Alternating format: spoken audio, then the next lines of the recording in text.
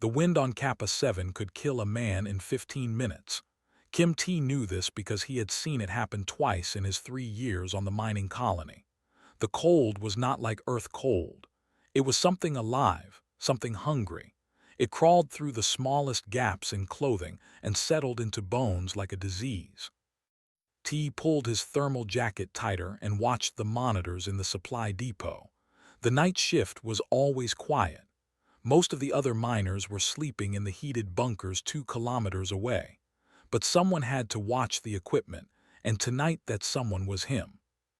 The depot was a large metal building filled with mining tools, food supplies, and emergency gear. It sat at the edge of the colony, closest to the wild lands where no human was supposed to go. T liked the quiet. He liked being alone with his thoughts and the hum of the heating system.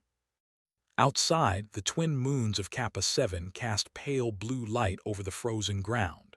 Nothing moved. Nothing ever moved at night. The animals of this planet had learned long ago that darkness belonged to the predators. T was checking the oxygen recycler when he heard it, a sound that did not belong, a scraping noise like claws on metal. He froze.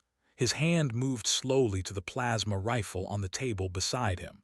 Every colonist on Kappa 7 knew the rules. Rule number 1 was simple.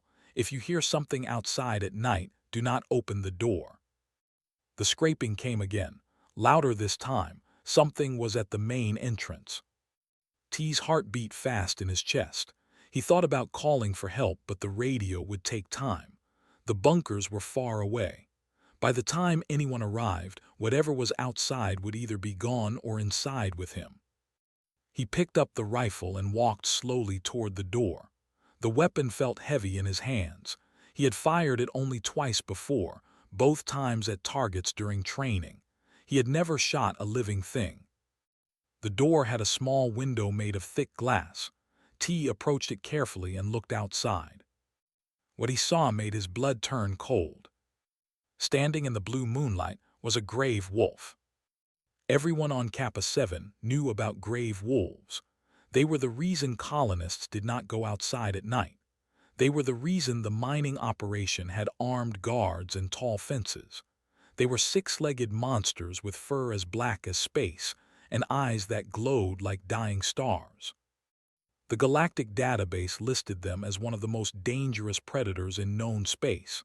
They were fast, strong, and smart. Too smart. They hunted in packs and never left survivors. 17 colonists had died to grave wolves in the past 5 years. But the wolf outside was not attacking. It was just standing there looking at the door, looking at T. He recognized this one. Every colonist did. It was the alpha male of the largest pack on the planet. The miners called him Rock, though no one knew if grave wolves had names for themselves. Rock was bigger than the others, with a scar running down his face from some ancient battle. He had killed more humans than any other wolf. T raised his rifle and aimed at the creature's head. His finger touched the trigger. Rock did not move. He did not growl or show his teeth. He simply stood there in the freezing wind, his breath making clouds of steam in the air. Then he did something strange. He stepped backward away from the door and turned his head toward the darkness beyond the depot lights. He made a sound that T had never heard before. It was soft and high, almost like a cry. T's radio crackled to life. A voice from the orbital station filled the room. Foreman Kim, we are detecting 2 grave wolf heat signatures at your location. I repeat, 2 signatures. You need to evacuate immediately. Help is on the way. 2 wolves. There was another one out there somewhere. T looked through the window again. Rock was still making that strange sound, that cry that seemed wrong coming from such a deadly creature. The wolf looked at T, then looked toward the darkness, then looked at T again.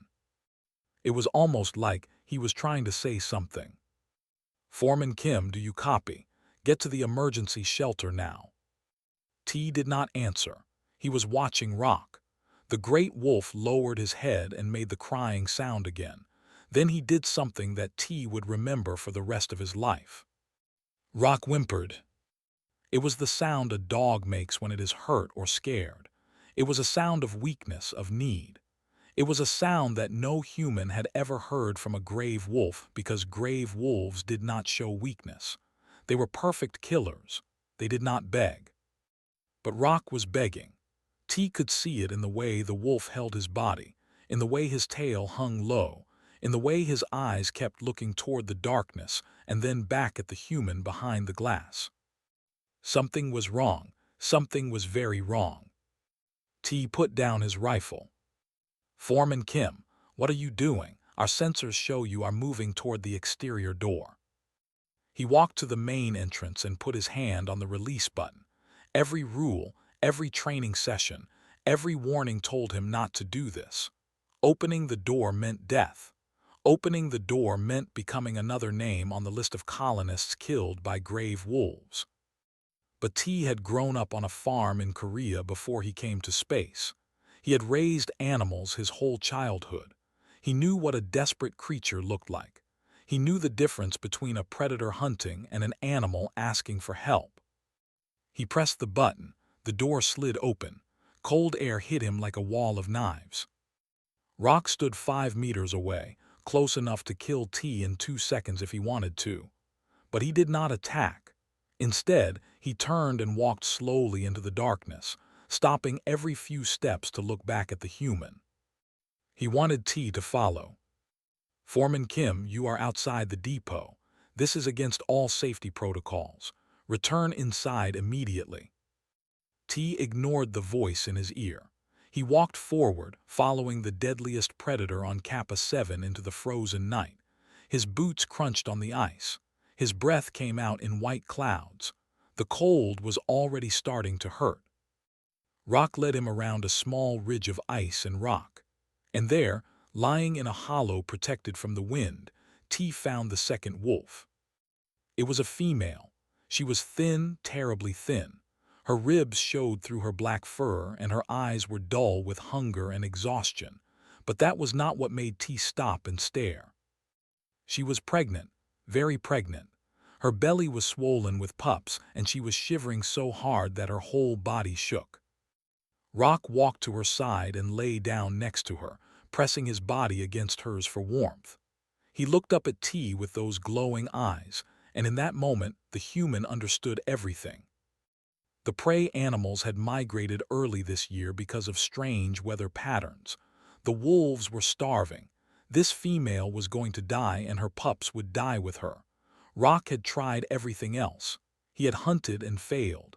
He had searched for food and found nothing. And so, in his desperation, he had done the impossible. He had come to a human for help. The deadliest predator on Kappa 7 had brought his dying mate to his enemy because he had nowhere else to go. T looked at the starving wolf and her desperate mate. He thought about the colonists who had died. He thought about the rules and the protocols and everything that told him these creatures were monsters. Then he made a decision. "Station," he said into his radio, "tell Dr. Park to get ready. I am bringing guests inside." Getting the female wolf inside was not easy. She was too weak to walk on her own, and she was heavy with pups. T tried to lift her, but she was bigger than him, and her 6 legs made her body awkward to hold. Rock watched every movement with sharp eyes. His muscles were tight, ready to attack if the human hurt his mate. But he did not stop T from trying to help. He seemed to understand that this strange 2-legged creature was their only hope. In the end, T had to drag a cargo sled from the depot and carefully roll the female onto it. She made a soft sound of pain, and Rock growled deep in his throat. T held up his hands to show he meant no harm. "I know," he said softly. "I know it hurts, but I need to get her inside where it is warm." He did not know if the wolf could understand his words, but Rock's growl stopped, and he stepped back to let T work. The journey back to the depot took 10 minutes. By the time they arrived, T's fingers were numb and his face burned from the cold. He pulled the sled inside and closed the door against the freezing wind. Rock hesitated at the entrance. He had never been inside a human building before. The lights were bright and the smells were strange. Every instinct told him this was a trap, that he should grab his mate and run. But there was nowhere to run. Outside was only death. The great wolf stepped through the door and into the depot. His claws clicked on the metal floor as he walked to his mate's side and lay down beside her. T's radio was screaming with voices. The orbital station, the security chief, the colony administrator. Everyone wanted to know what he was doing. Everyone was telling him to get out, to evacuate, to let the armed response team handle the situation. He turned off the radio. The depot had a small medical area for worker injuries. T cleared the table and with great difficulty moved the female wolf onto it. She was breathing fast and shallow. Her eyes were half closed. Up close, he could see that her fur was matted with old blood and dirt. She had scars everywhere, marks from fights and failed hunts. "What is your name?" T asked her quietly, knowing she could not answer. "I will call you Vel. Is that okay?" The wolf did not respond. She was too weak, too close to death. T did not know much about grave wolf biology. No one did. The creatures were too dangerous to study. But he knew about animals. He knew about hunger and exhaustion and the way a body could shut down when it had nothing left to give. He went to the food storage area and found protein packs. The mining colony kept emergency supplies for workers who got trapped in bad weather. The food was designed for humans, but protein was protein. He hoped it would be enough. He mixed the protein powder with water and brought it to Vel. She did not move when he held the bowl near her mouth. Her eyes were closed now. Rock made a low sound, almost like a moan. He pushed his nose against his mate's face, trying to wake her up. "She needs to eat," T said. "Help me." The wolf looked at him with eyes that held too much intelligence for a simple animal. Then he did something surprising. He licked Vel's face, again and again, making small sounds. After a long moment, her eyes opened. T held the bowl closer. Vel's nose moved slightly, smelling the food. Then slowly, weakly, she began to drink. Relief flooded through T's body. She was not dead yet. There was still a chance. He made more food, then more. Vel drank everything he gave her, her body desperate for nutrition. Rock watched without moving, his eyes never leaving the human. An hour passed, then two.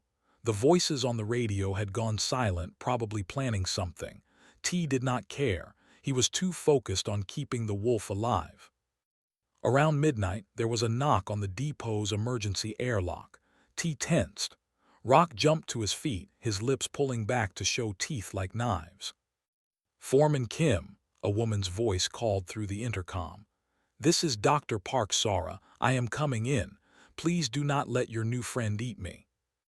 The airlock opened, and a small woman in a heavy thermal suit stepped inside. She had gray hair and tired eyes, and she carried a medical bag in one hand. She was the colony's xenobiologist, one of the few scientists on Kappa 7. Rock growled, but he did not attack. He seemed to understand that this new human was here to help. Sora stopped a few meters away and stared at the wolves with wide eyes. "I have studied these creatures for 15 years, she said quietly. "I never thought I would see one this close without dying." "She is pregnant," T said, "and starving. I have been feeding her protein mix." Sara moved slowly toward the table where Vel lay. The female wolf watched her but did not move. She was too tired to be afraid. The doctor opened her medical bag and pulled out a scanning device. She ran it over Vel's body, her face growing more serious with each reading. "This is bad," she said. "Very bad. She is carrying 7 pups. Her body has been eating itself to keep them alive. Her muscles are damaged. Her organs are stressed. If we do not get proper nutrition into her soon, she will die. The pups will die with her." "What do we need?" "Real meat, fresh protein. The synthetic mix is helping, but it is not enough. She needs thousands of calories every day." T thought about the colony's food supplies. They had meat in the deep freezer, saved for special occasions. It would take weeks to get more from the supply ships. "I will get it," he said. He contacted the food storage manager and explained the situation. The response was not friendly. The manager, a man named ButHFY, who was also the security chief, told T that he was insane. He said the wolves were monsters. He said T would be arrested for stealing colony resources. T told him that he did not care. An hour later, he returned to the depot with a cart full of frozen meat. ButHFY had sent angry messages to the colony administrator, but no one had tried to stop him physically. Not yet. Sora helped him thaw the meat and cut it into small pieces. They fed Vel slowly, carefully, giving her body time to adjust. Rock ate nothing. He refused all food until his mate was fed first. "That is strange," Sora said, watching the male wolf. "The scientific literature says grave wolves are selfish hunters. The strong eat first and the weak starve, but he is letting her have everything." "Maybe the scientific literature is wrong," T said. Dawn came slowly on Kappa 7. The blue light of the moons faded and the pale yellow sun rose over the frozen hills. Through the depot windows, T could see vehicles gathering at the colony's main building. People were preparing something. It was probably not good. But inside the depot, something small and wonderful was happening. Vel was getting stronger. Her breathing was deeper. Her eyes were brighter. She had lifted her head and was looking around the room with something like curiosity. Rock lay beside her, his great head resting on her belly. For the first time since T had seen him, the wolf did not look dangerous. He looked peaceful. He looked like a father waiting for his children to be born. Sora was taking notes on everything. She said this was the most important scientific discovery in years. She said that grave wolves were not what anyone thought they were. She said that everything needed to be recorded. T did not care about science. He cared about the two creatures in front of him. He cared about keeping them alive. "Why did you do it?" Sora asked him quietly. "Why did you risk everything for these animals? They have killed our people. They are monsters." T thought about the question. He thought about his childhood on the farm, about the animals he had raised and loved. He thought about the way Rock had looked at him through the depot window, desperate and afraid. "Because he asked," T said simply. "He came to me for help.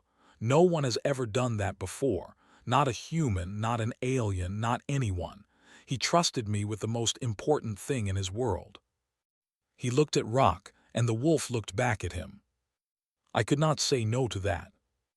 The next morning brought trouble. A convoy of vehicles arrived at the supply depot, led by Security Chief ButHFY himself. Behind him came 20 armed guards and a woman in expensive clothes who T recognized as Governor Yunari. They did not come inside. They knew better than to enter a building with two grave wolves in it. Instead, they sent a message through the intercom. "Foreman Kim," the governor's voice said, "this is Yunari.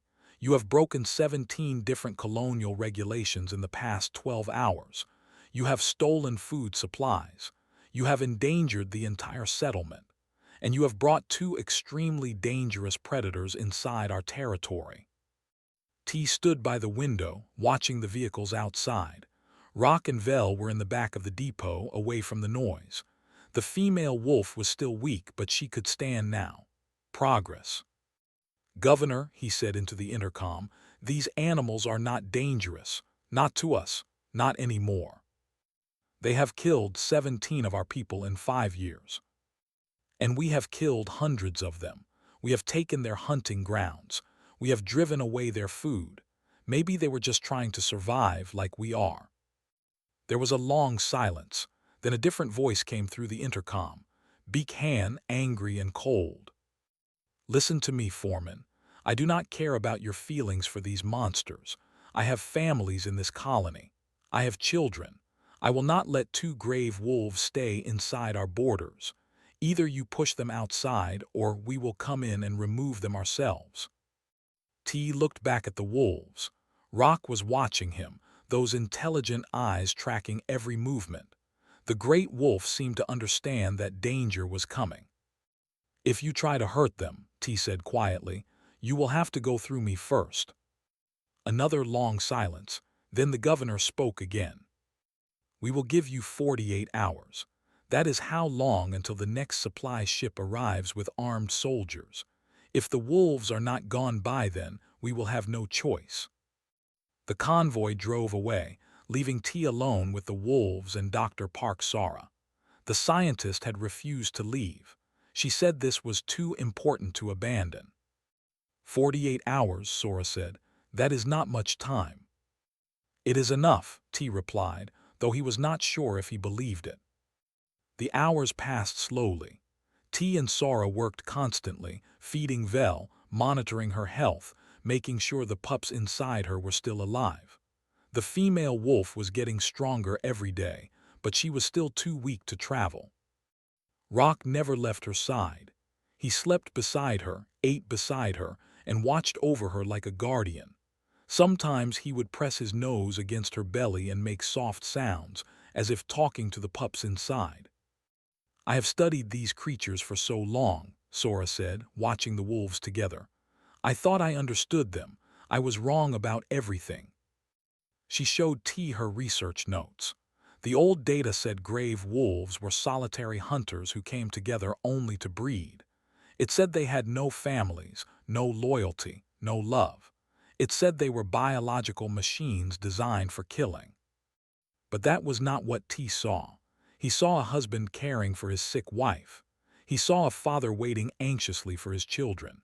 He saw love, real love, between two creatures that the galaxy had called monsters. "Why did he come to me?" T asked. "Out of all the humans on this planet, why did he choose me?" Sora thought about the question. "You work alone at night. You are calm and quiet. Maybe he watched you for a long time before he decided to trust you. Maybe he saw something in you that made him believe you would not hurt him." T remembered the first night, the way Rock had looked at him through the window. There had been something there, something beyond animal instinct. Recognition, maybe. Understanding. On the second night, something changed. T was sleeping on a cot near the wolves when he felt movement beside him. He opened his eyes and found Rock standing over him. The wolf was close enough to kill him with one bite. His teeth were near T's throat. His breath was warm on the human's face. T did not move. He did not scream or reach for a weapon. He just lay there and looked into the wolf's eyes. Rock lowered his head slowly, carefully, and then he did something that made T's heart stop. He pressed his forehead against T's chest. It was not an attack, it was not a threat, it was something else entirely. Sora, watching from across the room, gasped. "That is a pack greeting," she whispered. "Grave wolves only do that with members of their own family. He is accepting you as one of them." T raised his hand slowly and touched the wolf's head. The fur was rough and thick. Underneath, he could feel the warmth of the animal's body, the steady beat of his heart. "Hello, friend," T said softly.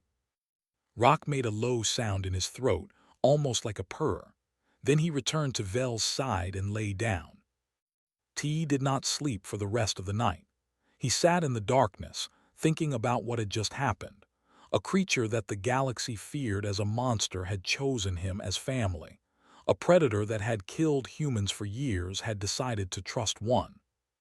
What did that mean? What did it say about the wolves? What did it say about humans? The next morning, Sara reported her findings to the orbital station. She sent video recordings of Rock's behavior, data about Vel's pregnancy, and her conclusions about grave wolf intelligence. The response from the scientific community was immediate and excited. But the response from the colony was different. ButHFY and his supporters were not interested in science. They were interested in safety. They did not care that the wolves might be intelligent. They only cared that the wolves might be dangerous. "We have less than 20 hours, Sora said. "The supply ship with the soldiers will arrive tomorrow morning. What are we going to do?" T did not have an answer. He could not force the colony to accept the wolves. He could not fight against armed soldiers, and he could not ask Rock and Vel to leave. Vel was still too weak, and the frozen wilderness would kill her within hours. There seemed to be no way out. Then, on the last night, something happened that changed everything. T was feeding Vel when she suddenly made a strange sound. Her body tensed, her legs kicked. Rock jumped to his feet, panicking. "What is happening?" T asked. Sara ran her scanner over the wolf's body. Her face went pale. "She is going into labor," the doctor said. "The pups are coming now, but she is not strong enough. The body does not always wait until we are ready. We need to help her." Outside, a massive radiation storm was rolling in from the mountains. The sky turned purple and green with dangerous energy. All communications with the orbital station cut off. The colony went into emergency lockdown. No one was coming. No vehicles could travel in a radiation storm. T and Sara were alone with a dying wolf and no way to get help. "Tell me what to do," T said. Sara looked at him with frightened eyes. "I am not a veterinarian. I study behavior, not medicine. I do not know how to deliver grave wolf pups." "Then we will figure it out together." For the next 6 hours, T and Sara worked to save Vel's life. The labor was long and difficult. Vel screamed in pain while Rock paced back and forth, unable to help. The storm raged outside, shaking the walls of the depot. The first pup came out wrong. It was not breathing. T held the tiny creature in his hands, trying to clear its lungs, trying to make it live. But it was too late. The pup was dead. Vel made a sound of grief that T would never forget. It was not a howl or a growl. It was a mother's cry for her lost child. The second pup was also dead, then the third. T felt tears on his face. He had never cried for an animal before, but this was not just an animal. This was a family losing their children one by one. Then the fourth pup came, and it was breathing. T cleaned the tiny wolf and placed it near Vel's head. The mother licked her baby weakly, her eyes full of pain and love. 3 more pups followed, all of them alive, 4 living pups out of 7. As the radiation storm began to fade, T sat on the floor of the depot, exhausted and covered in blood. Around him were 4 tiny wolves, making small sounds as they searched for their mother's milk. Rock walked to T and pressed his head against the human's shoulder. It was a thank you. It was recognition of what T had done. "You are welcome," T whispered. "You are welcome, my friend." The morning after the storm was the most beautiful T had ever seen on Kappa 7. The twin suns rose together, painting the frozen landscape in shades of gold and pink. The air was still and calm after the violence of the night. Inside the depot, 4 tiny wolves nursed at their mother's side. Vel was weak but alive. She watched her children with tired eyes full of love. Rock lay beside her, his great head resting near the pups, guarding them even in their sleep. T had not slept at all. He sat against the wall, watching the wolf family with a feeling he could not name. Pride, maybe, or hope. Something had changed in the night. Something important. The radio crackled to life. Communications were restored. "Depot, this is orbital station. The supply ship has arrived. Armed personnel are landing now. Please respond." T picked up the radio. "This is Foreman Kim. Tell them to wait." "Wait, Foreman. Security Chief Beekhan has ordered immediate action. The soldiers are already on their way to your location." "Then tell them to turn around. The situation has changed." Dr. Park Sara was standing by the window. "T," she said quietly, "there are 6 vehicles coming. At least 30 soldiers. They have heavy weapons." T stood up slowly. His body ached from the long night. His hands were still stained with blood from the birth, but his mind was clear. "Open the door," he said. "What?" "Open the main door. I am going outside to talk to them." Sara looked at him like he was crazy. "They will arrest you, or worse." "Maybe, but I have to try." The door slid open and T walked into the cold morning air. Behind him, he heard Rock make a sound of worry. The wolf wanted to follow to protect him, but T held up his hand. "Stay with your family," he said. "I will be okay." The convoy arrived minutes later. Soldiers jumped out of vehicles, weapons raised. Beak-Han was in the lead, his face hard with anger. Behind him came Governor Yoon Nari, looking tired and worried. "Foreman Kim," Beak-Han shouted, "step away from the building. We are taking control of this situation." T did not move. There is no situation. There is just a family trying to survive. A family, those are monsters in there, killers. Last night I helped deliver 4 wolf pups while their mother almost died. I watched their father pace in circles, terrified for his mate. I saw them mourn when 3 of their children were born dead. T's voice was steady. "Tell me, security chief, does that sound like monsters to you?" Beak-Han hesitated. Some of the soldiers looked at each other, uncertain. Governor Yoon Nari stepped forward. "Foreman Kim, I understand you have had an unusual experience, but we cannot risk the safety of the colony for the sake of wild animals." "With respect, Governor, these animals came to us for help. They trusted us when they had every reason to hate us. We have hunted them for years. We have killed their families. But when they were desperate, they still believed that humans might be kind." He pointed at the depot behind him. "If we kill them now, we prove that trust was wrong. We prove that humans are exactly what the galaxy thinks we are: violent, selfish, cruel." Silence fell over the group. The soldiers waited. The governor frowned. Then a small voice spoke from one of the vehicles. "Mommy, I want to see the wolves." A little girl had climbed out of a transport. She was maybe 6 years old, with round cheeks and curious eyes. Her mother, a woman named Lee Mina, hurried after her. "Yuna, get back here. It is dangerous." But the girl was already running toward the depot. T caught her before she could reach the door. "Whoa, slow down," he said gently. "They are inside. You cannot just run in." The girl looked up at him with no fear at all. "Are the wolves nice? My friend said they eat people, but I think he was lying." T smiled despite everything. "They can be nice, but they are also scared right now. They have Bobbies to protect." "Bobbies?" The girl's eyes went wide.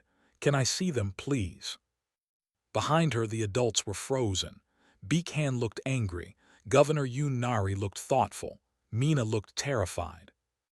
T made a decision. "Governor, let me show you something. All of you. Come inside one at a time and see for yourself what these creatures are." "That is insane," Beak-Han said. "They will attack." "They will not, trust me." Governor Yoon Nari studied T's face for a long moment. Then she nodded. "I will go first." The governor entered the depot slowly, carefully. T walked beside her, watching Rock closely. The great wolf tensed when the stranger appeared, but he did not attack. He watched with wary eyes as the human approached. "Stop there," T said when they were 5 meters away. "Let him get used to you." Yoon Nari stood very still. She was breathing fast, clearly afraid, but she did not run. Vel lifted her head and looked at the new human. The 4 pups continued nursing, unaware of anything but their mother's warmth. "They are beautiful," the governor whispered. Rock stood up slowly and walked toward her. Every muscle in his body showed power and danger. He could kill her in a heartbeat. He stopped 1 meter away and sniffed the air around her. Then he turned and walked back to his family. "He is letting you stay," T said. "That means he trusts you." One by one, the others entered the depot. Some were brave and some were scared. Beak-Han came last, his hand on his weapon, his face full of doubt. But when he saw the wolf pups, something changed in his eyes. They were so small, so helpless. They looked nothing like the monsters from the stories. Little Yuna was the last to enter. She had been waiting outside with her mother, begging to be allowed in. When she finally saw the wolves, she gasped with delight. "They are so cute," she whispered. "Can I touch them?" T looked at Rock. The wolf looked back. There was a question in both their eyes. Very slowly, T said, and only if their father allows it. Yuna walked forward on tiny feet. Rock watched her come. Every adult in the room held their breath. The girl stopped in front of the great wolf and held out her hand. It was something children did with dogs back on Earth. A greeting, a show of friendship. Rock leaned forward and touched his nose to her palm. Yuna giggled. His nose is cold. For a long moment, no one moved. Then slowly, Rock lowered his great head and let the little girl touch his fur. She patted him gently like he was a pet. "See, Mommy," Yuna said, "he is nice. He was just hungry like me before dinner." Mina was crying. Several of the soldiers had lowered their weapons. Even Beakhan looked shaken. Governor Yoon Nari turned to T. "What do you want?" she asked quietly. "What do you need to make this work?" T thought carefully before answering. "A protected zone around the depot, food supplies for the wolves until Vel is strong enough to hunt, and time for us to learn how to live together." The governor nodded slowly. "You are asking me to change everything we know about these creatures, everything we have believed for years." "Yes, I am." She looked at the wolf family one more time.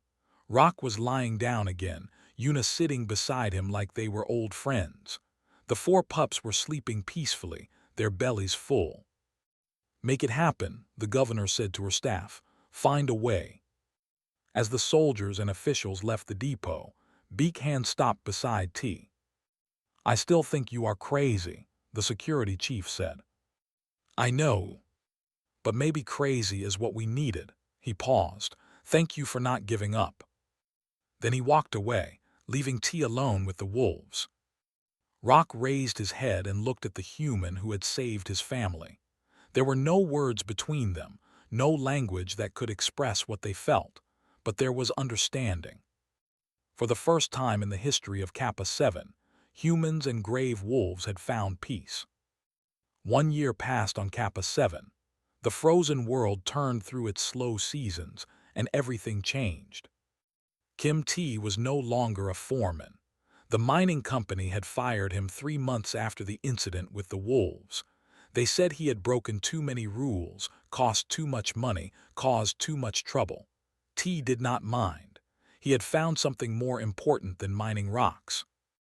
Governor Yoon Nari had created a new position for him. Official title, Human Wolf Liaison. Unofficial title, the man who talks to wolves. T lived now in a small cabin at the edge of the colony, where the human buildings met the wild lands. It was a strange place, not quite civilization and not quite wilderness, perfect for someone who lived between 2 worlds. Rock and Vel had made their home nearby. They had dug a den in the frozen hillside, warm and safe, where they raised their 4 pups. The pups had grown fast in the past year. They were almost as big as their mother now, young wolves learning to hunt and play and survive. T had given them names. Dal, the oldest, was bold and curious. Bam was gentle and quiet. Nuri was clever and always getting into trouble. Gam was the smallest but also the bravest. Every morning T walked to the wolves' den and spent hours with them. He brought food when hunting was poor. He played with the pups, teaching them to trust humans. He talked to Rock and Vel like they were old friends, even though they could not speak back. The wolves learned things too. They learned that humans were not all dangerous. They learned that the strange 2-legged creatures could be kind. They learned that the world was bigger than they had ever imagined. Dr. Park Sora continued her research. Her findings had shocked the scientific community across the galaxy. Grave wolves were not mindless predators. They were highly intelligent creatures with complex social bonds, emotional lives, and even what might be called culture. They had been violent toward humans only because humans had been violent first. "We invaded their home," Sora explained in her reports. "We destroyed their hunting grounds. We killed their families. They were defending themselves just like any intelligent species would." The news spread across human space and beyond. Other species were amazed. Grave wolves had terrorized dozens of colonies for centuries. No one had ever thought to communicate with them. No one had ever considered that they might be more than animals. Except humans. Except one tired foreman who opened his door on a cold night and chose mercy over fear. Word reached other wolf packs on Kappa 7. At first, they were suspicious. They had been at war with humans for generations. Why would anything change now? But Rock visited them, one pack at a time. He showed them his pups, healthy and strong. He showed them his mate, no longer starving. He told them about the human who had saved his family when all hope was lost. Slowly, carefully, other wolves began to approach the colony. The first time it happened, the security alarms went crazy. Soldiers ran to their positions. People hid in their homes. Everyone expected an attack. Instead, 3 wolves walked up to the colony border and sat down. They carried something in their mouths. When T went to meet them, he found that they had brought gifts. Strange crystals from deep caves, beautiful stones that humans had never seen. It was a peace offering, a beginning. Over the following months, more wolves came. They brought more gifts, rare minerals, unusual plants, things that only they could find from places only they could reach. In return, humans gave them food during harsh weather, medicine when they were sick, and protection from the other predators of Kappa 7.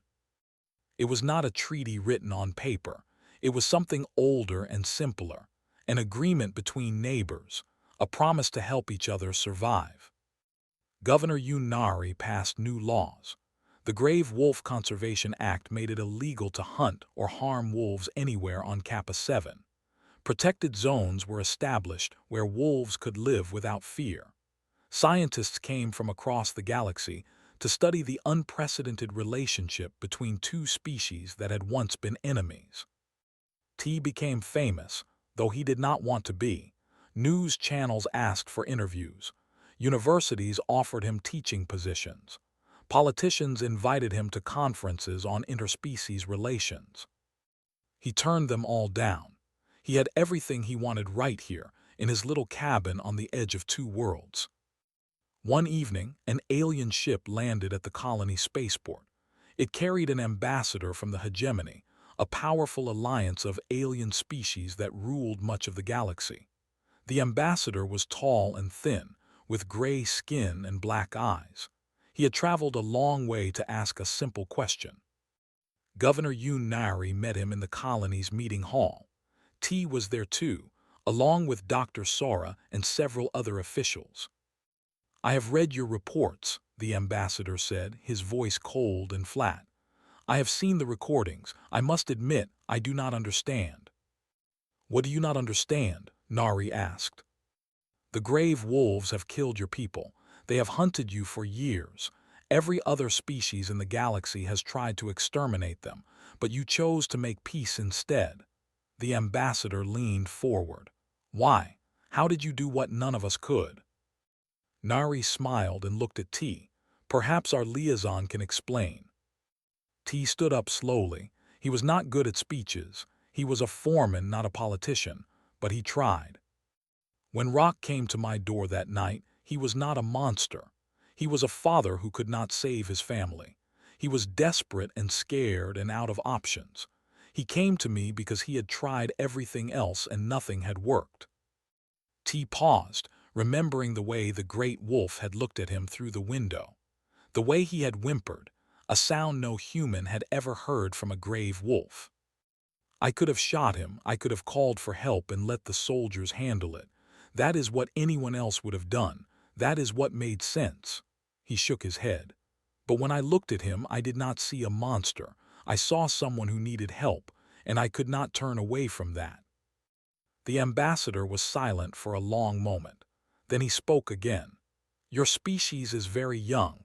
You have not been in space for long. Many in the hegemony believe you are dangerous, that you will cause problems, that you should be contained." "And what do you believe?" Nari asked. The ambassador looked at T with those strange black eyes. I believe that you are something we have never seen before, a species that makes friends out of enemies, a species that answers violence with kindness." He stood up. "I will tell my people what I have learned here. Perhaps they will listen. Perhaps they will not, but I think humanity will surprise us all." He left without another word. The meeting hall was quiet. That night T walked back to his cabin under the light of the twin moons. The air was cold, but he was used to it now. Kappa 7 felt like home. Rock was waiting for him outside the cabin. The great wolf was old now, his fur touched with gray, his movements slower than before. But his eyes were still bright, still full of that strange intelligence. Beside him sat Dahl, Bomb, Nuri, and Gom. The pups were fully grown, powerful wolves in their own right. They had their own families now, their own packs, but they still visited their father often. They still remembered the human who had helped bring them into the world. T sat down on the frozen ground and the wolves gathered around him. Rock pressed against his side. Vel lay nearby, watching with peaceful eyes. The younger wolves settled in close, warm bodies against the cold. Somewhere in the distance, other wolves howled. It was not a hunting call or a warning. It was something new, something that had started only in the past few months. The wolves were singing. They were celebrating. T closed his eyes and listened to the song. He thought about everything that had happened since that night 1 year ago. The fear and the hope, the doubt and the faith.